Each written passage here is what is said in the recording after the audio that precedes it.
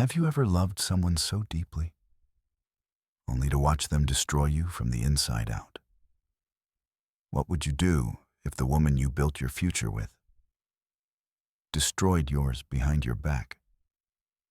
And what if I told you I didn't scream, I didn't cry? I simply took everything she ever cared about, her dream job, her perfect home, and even the man she left me for. Sounds too perfect to be true? Well, sit back. Let me tell you exactly how I did it. Every betrayal, every trap, every twist. This is my story. I met her in college, when life was still a blank canvas waiting to be filled. Claire was magnetic, the kind of woman who walked into a room and somehow dimmed every light but her own. She wasn't the loudest or the most flamboyant, but she had that rare kind of quiet elegance that made you feel like the world paused whenever she looked at you. And when she looked at me, back then, I believed I was the luckiest man alive. I was a scholarship kid. Books, ambition, and a little too much caffeine. She came from a well-off family, never flaunted it, but you could tell. The way she carried herself, the brands she didn't bother name-dropping, the vacations she casually mentioned. Still, we connected on something deeper. Long nights studying, stolen kisses in library corners, sharing dreams of someday building something together. Not just a life, but a legacy. We used to joke that we'd conquer the world, side by side. After graduation, we moved into a small apartment downtown. I landed a mid-level job at a logistics firm. She pursued marketing. It wasn't glamorous, but we made it work.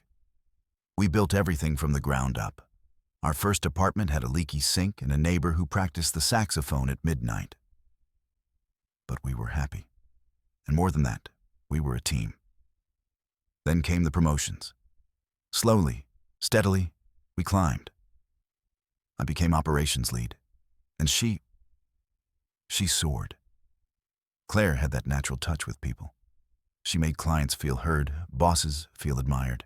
Within 4 years, she was heading her own division at a rising agency. We moved into a townhouse in the suburbs, bought a second car, hosted wine nights. On the outside, it looked like we were the blueprint for a power couple. On the inside, I didn't see the cracks, not yet. Looking back, maybe the imbalance started then. I was proud of her, God, I was. But when people introduced us, they'd say, "This is Claire and her husband." I started being a footnote in her story. And still, I didn't mind. I loved her. I believed in her. I thought we were still fighting for the same dream. Claire changed subtly. She started staying later at work. She'd come home exhausted, emotionally unavailable. At first, I chalked it up to pressure. Her company was expanding, and she was handling high-stakes campaigns. I supported her.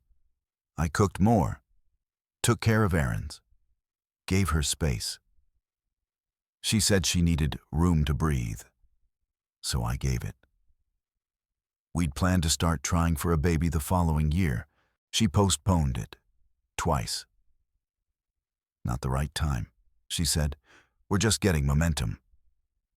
I smiled, nodded, swallowed my disappointment, and buried myself in work. I even turned down a relocation offer just to stay close to her. She didn't thank me. She barely noticed. Then came the man. His name was Drew. He was introduced to me as just a colleague, a creative strategist from another branch, transferred in to work with Claire's team on a product launch. He was charming in a rehearsed sort of way. The kind of man who laughed at his own jokes and always found a way to make eye contact last 1 second too long. We hosted him for dinner once. Claire insisted. He brought wine, complimented the art on our walls, and told me I was lucky to have someone like her. That night, I couldn't sleep. There was something off, but I dismissed it. I didn't want to be the insecure husband. I didn't want to turn into that guy. Claire started spending weekends at off-site strategy retreats. Her phone was always on silent. She'd smile, kiss my cheek, say, "Don't wait up." And I didn't. I waited in silence. But the truth? The truth doesn't whisper. It screams, eventually. It was a Tuesday when I found the first message. Her laptop was open on the kitchen counter, her phone in the bathroom charging. A notification pinged, a message preview from Drew. It wasn't explicit, just intimate. Familiar in a way only lovers speak. My hands shook, I clicked, and in 1 second the life I thought I had built cracked down the middle. I didn't confront her. Not yet. I needed to be sure. I needed to understand how far this had gone. I told myself it was just an emotional affair. I wanted to believe she hadn't crossed the line. But the more I dug, the more the illusion unraveled. There were photos, hotel bookings, receipts, a weekend trip I thought she'd taken with her mother. She'd taken with him. But worst of all, the smiles, the pure joy on her face, smiling at someone else the way she used to smile at me. That's what killed me. I wasn't angry. I wasn't even heartbroken. I was erased, replaced. That night, I sat in our living room, the walls around me echoing with memories I no longer recognized. The art, the couch, the rug we chose together. Everything felt staged, like a lie I had willingly participated in. I remember pouring myself a drink, staring at her contact photo on my phone, and whispering to myself, "You took everything, but I'll take it back." And that's when everything changed. It began as a whisper, too faint to be real, too absurd to believe. At first, I dismissed it entirely. A late-night anonymous message that simply read, "Are you sure she's where she says she is?" No name, no context. Just a question that burrowed under my skin like a splinter. I wanted to delete it, pretend it never came, but the seed was planted. My wife, Naomi, had always been predictable in the way she structured her life. Routine, consistency, always knowing where she'd be and when. I never questioned her. Not until the message made me notice the tiny inconsistencies that began to surface like cracks in a mirror. She used to text me every hour when she was away. Lately, there were delays, excuses. Her eyes would dart away when I asked about her meetings. Her phone was always face down, and she had recently taken a particular interest in working late again. Always the quarterly report or a last-minute client call. Still, I told myself I was being paranoid until one Friday evening when Naomi said she had a client dinner downtown. She left at 6. I waited until 7, then called her. No answer. I waited an hour. Called again.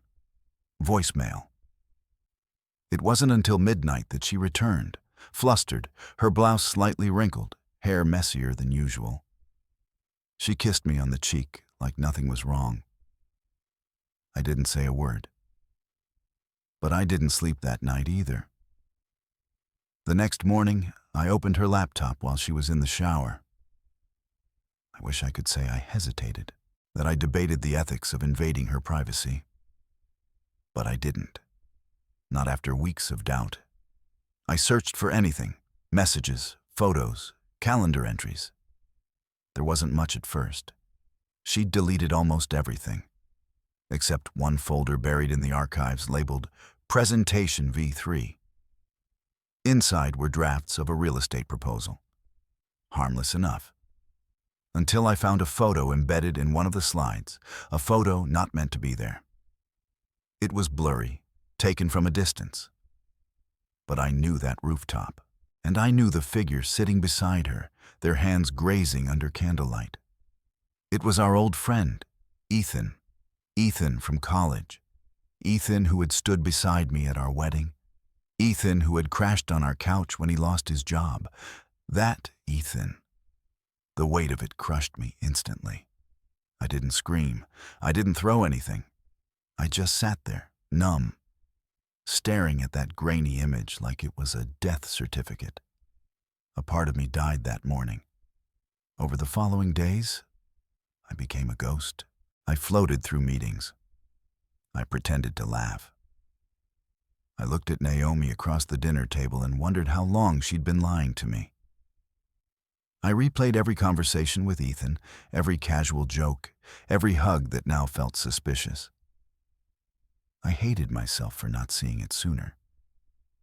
But worse, I hated her for making me feel insane for suspecting it. Still, I didn't confront her. Not yet. I needed certainty, cold, undeniable proof. So I started documenting everything: dates, times, locations. I installed a tracker on Naomi's car. I paid a private investigator. I even made up excuses to stop by her office unannounced. Once, I watched from the lobby as she stepped into an elevator with Ethan. She laughed, tilted her head, and touched his arm. A small gesture. Intimate. Automatic. My stomach twisted. The PI sent me photos. Hotel parking lots. Long lunches. Hand-holding in places they thought no one was watching. And then, the final blow. A video. Naomi and Ethan at a weekend retreat she told me was a women's leadership seminar. Holding hands on a balcony, kissing like newlyweds.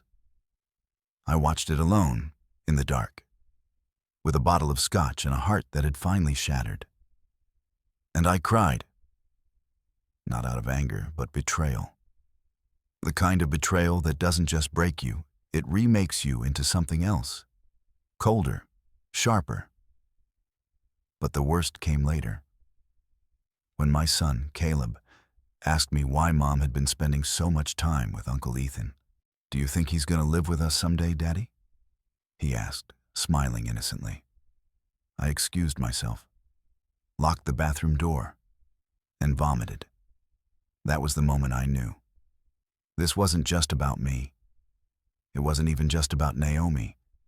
This was about my son, about the example I would set, the legacy I would leave. I couldn't let her get away with it. Not like this, not quietly, not kindly. So I stopped crying and started planning. I didn't tell anyone. Not friends, not family, certainly not Naomi. I wore the mask of the devoted husband, of the man too busy with quarterly targets and strategic meetings to notice the subtle decay of his marriage. But behind the curtain, I had become a machine. Quiet, calculating, and more dangerous than they could ever imagine. The first thing I did was map the timeline. Every trip Naomi took in the past 6 months. Every business dinner. Every night she came home late or claimed to be too tired. I cross-referenced those dates with Ethan's known whereabouts. Some overlapped in disturbingly perfect alignment. A conference in Seattle, a networking retreat in Napa Valley, the same red wine on both their expense reports. But coincidence wasn't enough. I needed details. So I reached out to an old contact, Sam, a cybersecurity expert I once helped out of a lawsuit.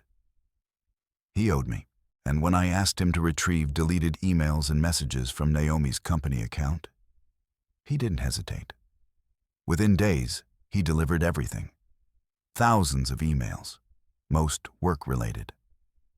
But buried deep in the archive were encrypted message threads with Ethan, sweet nothings disguised as client briefings, jokes that crossed lines, and calendar events saved under fake meeting titles.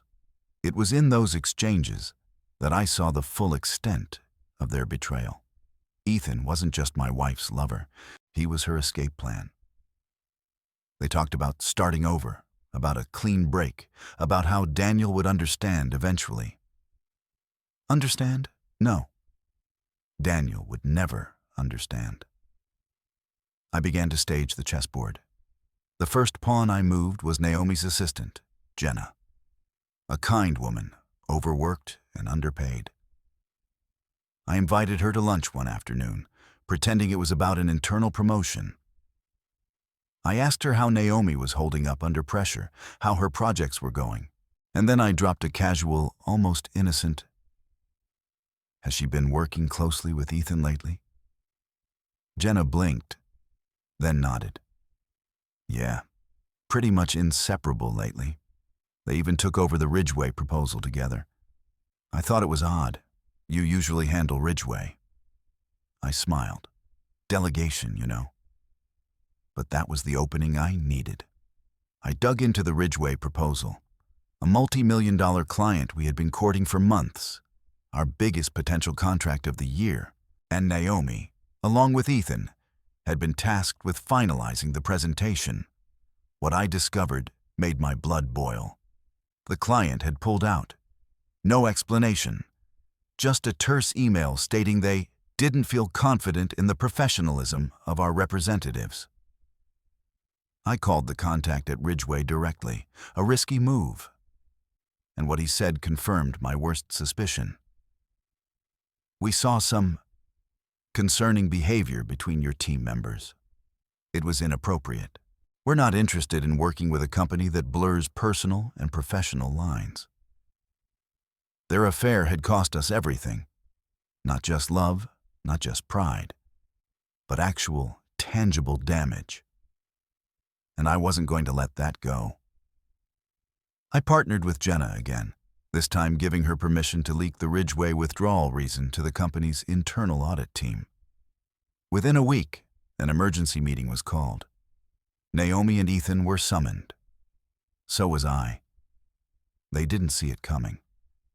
I walked into the boardroom calm, tailored, composed. Naomi sat across from me, confused. Ethan fidgeted in his seat. The CEO reviewed the complaint from Ridgeway with a stony face, then asked Ethan to explain. He stumbled. Naomi tried to salvage it, claimed it was a misunderstanding.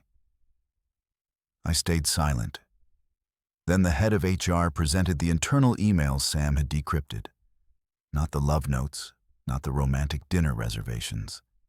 Just enough to show personal involvement during work time. Just enough to sink them. Suspended pending investigation. But I wasn't finished. At home, Naomi cried.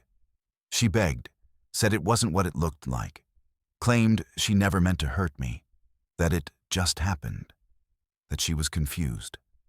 I nodded, listened, let her sob into her hands. Then I left. I moved into a short-term rental under the name A. Doyle. Bought in cash, quiet neighborhood, no questions. I needed space to prepare for the final blow. The last piece of the puzzle was our son, Caleb. I couldn't risk dragging him through the mud. So I created a fictional business trip and asked my sister to watch him for a few days. Far away from the fallout, away from Naomi's tears and Ethan's pathetic apologies. Then I reached out to the one person I hadn't involved yet. Ethan's wife, Melissa. She deserved to know the truth. I arranged a meeting in a quiet cafe. I brought the photos, the emails, and a recording I'd taken of Naomi admitting everything one night after too much wine and guilt. Melissa didn't cry. She didn't scream. She just stared at the evidence in silence, then asked for copies. "Are you planning to divorce him?" I asked. She shook her head. "I haven't decided yet, but I want to see him suffer first." We made a pact. She would help me lure them into one final setup, the perfect betrayal, exposed for everyone to see. And when that moment came, it wouldn't just be about revenge anymore. It would be justice. Melissa was the perfect ally. Cold, methodical, and far more hurt than she let on. We didn't talk about feelings. We didn't share stories. We just planned. Like two generals preparing for war. The setup had to be public.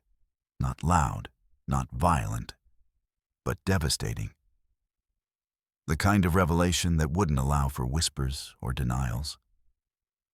We decided on the company gala, an annual celebration of the firm's top performers. Dress code, formal. Attendance, mandatory. Venue, the rooftop ballroom of the Mercer Grand, overlooking the skyline. It would be poetic.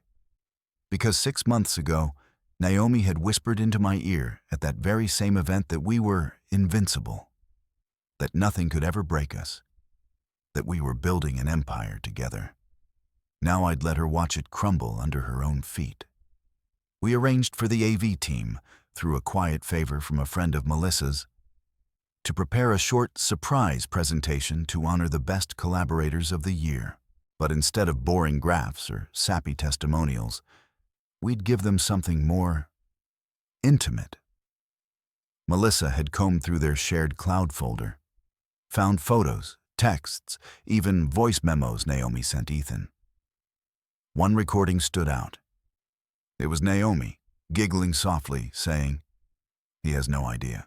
Every time I lie, he just believes me. It's pathetic." I knew the sound of that laugh. I used to think it was charming.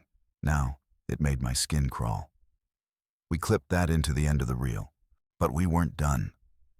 I had taken the liberty of transferring Naomi's shares, legally mine by marital agreement, to a trust under Caleb's name. It was a surgical move, done quietly, through lawyers she didn't even know I hired. It left her powerless financially, but without drawing attention. Until that night. The gala began like any other. Laughter, clinking glasses, generic speeches. Naomi wore a sleek black dress, hair pinned, smile polished.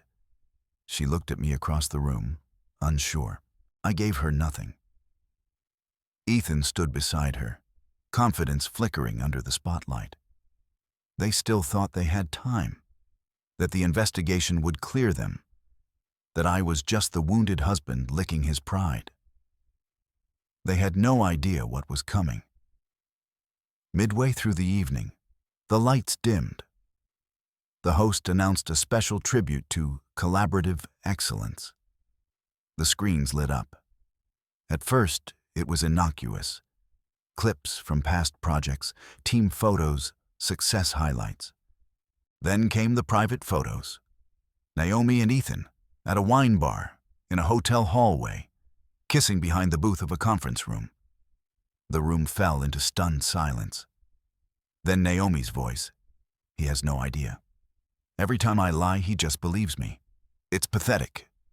Gasps, murmurs, a few audible "oh my gods." Naomi froze. Ethan turned white. I stood. Melissa stood with me. We didn't say a word. We didn't need to. HR moved quickly. So did legal. The CEO left the table and didn't return. Naomi chased me into the hallway, heels clicking, eyes wide with panic. "Daniel, please, I can explain." I turned slowly, looked her in the eyes. "You had your chance," I said. "You didn't just cheat on me. You made a mockery of everything we built. You thought I'd never see, that I was too trusting, too soft." Her voice cracked. I was scared. I didn't know how to. "No, you knew exactly what you were doing," I said. "And now you'll live with it." I handed her an envelope. Inside, the transfer of assets, the revocation of access to all joint accounts, the custody arrangement for Caleb, and the annulment terms. Ironclad, pre-negotiated, final. "You won't win custody," she whispered, trembling. "You can't take him from me." I leaned in. "I'm not taking anything," I said. "You gave it all away." Then I walked away. In the days that followed, the company suspended Naomi and Ethan indefinitely. Internal reviews were launched. Clients pulled back. HR policies were rewritten. Our scandal became the case study in what not to do. Melissa filed for divorce, took the house, the car, the kids. I took silence, peace, Caleb never asked about the details. He just started sleeping better, laughing more. I told him Mommy would still see him, that she loved him. I didn't poison him against her, but I didn't have to. Naomi tried to visit, tried to explain, to apologize. I let her talk, then closed the door. Her fall wasn't loud, but it was complete. Everything she'd built on lies, love, career, status, collapsed. And all I did was step aside and let gravity work. The aftermath wasn't quiet. It echoed in every hallway, every inbox, every closed-door meeting. Naomi and Ethan's affair wasn't just an embarrassment, it was a nuclear event. Clients didn't just withdraw, they demanded explanations. Investors asked for heads to roll, and in the middle of it all stood Naomi, once the golden face of strategy, now the face of disgrace. She didn't leave the house for days. She tried calling me, messaging, emailing. Once, she waited outside Caleb's school just to catch a glimpse of him. I told the school to inform me immediately if she ever did that again. She sent me letters. One in particular stood out. It was shaky, handwritten. No makeup on the words, just bleeding guilt. She wrote that she was pregnant. At first, I thought it was a lie, a tactic. One last thread she could pull to weave her way back into my life. But then the test came, and the doctor confirmed it. The timing made things complicated. It could be mine. It could be Ethan's. Naomi didn't know. She admitted that herself. And yet, somehow, I wasn't angry. I wasn't hopeful either. I felt nothing. But I stayed. I took her to the checkups, paid the bills, sat quietly in the corner of the hospital room while the nurse rubbed cold gel on her belly. I even bought a crib and set it up, alone. She cried every night, not because she was alone, but because I was there and gone at the same time. She begged to talk. I refused. She wanted to explain. I didn't want to listen. I made a mistake, she whispered once. I was weak. I wanted to feel desired. I turned to her. You wanted something exciting, I said. So you burned the boring, burned me, burned our son. The silence after that was heavier than grief. On the day of the delivery, I was there. She held my hand. I didn't hold hers back. The child was born healthy, beautiful, quiet, and for a moment, just a moment, I saw her eyes fill with something I hadn't seen in months, hope. I ordered a DNA test that same night. 3 days later, the results came in. I never told her what they said. I folded the paper, slid it into a drawer, and walked into her hospital room with a blank face. She searched mine for answers. I gave her none. That was the real punishment. Not exile, not humiliation, but ambiguity. The possibility of love. Forever out of reach. She moved into a small apartment. Caleb never asked to visit her. When she tried, he refused. When she called, he handed me the phone. One day she came to the house, knelt at the front door, apologized, sobbing, in front of the neighbors. She begged me to forgive her, begged me to take her back. Just one chance, Daniel, she cried. Please, just let me fix this. I looked down at her. You broke something that can't be fixed, I said. You made a choice, and I'm making mine. I closed the door, and that was the end. Of her, of us, but not of me. I took my career back, my son, my name, and every piece she tried to take from me. She cheated. So I took her career, her house, and maybe, just maybe, even her child. But the worst thing I took, her peace. And that's something no one ever gets back. Sometimes, betrayal doesn't come with a knife or a scream. Sometimes it comes with a smile over dinner, a laugh in the hallway, a lingering glance when no one's watching. Sometimes it comes from the one who once swore they'd never hurt you. But pain, real pain, doesn't end with the betrayal itself. It's the silence that follows, the broken trust, the child asking, "Why doesn't Mommy live here anymore?" The echo of old promises that never meant anything. I didn't burn down my world when she cheated. I rebuilt it, brick by brick, without her in it. And in the end, I didn't need to scream. I let the truth speak for itself. If you've ever been betrayed, know this. Revenge isn't always loud. It doesn't always wear blood and fury. Sometimes it wears a suit. It walks into a courtroom with documents. It nods silently when the judge signs over full custody. It smiles politely when it wins the house, the name, the dignity. And then it leaves, not with rage, but with peace. Because the most powerful revenge is choosing not to let them break you. If this story stirred something in you, maybe it's time to take back what they stole. Not with cruelty, but with quiet strength. My name is Daniel Brooks, and this was my story.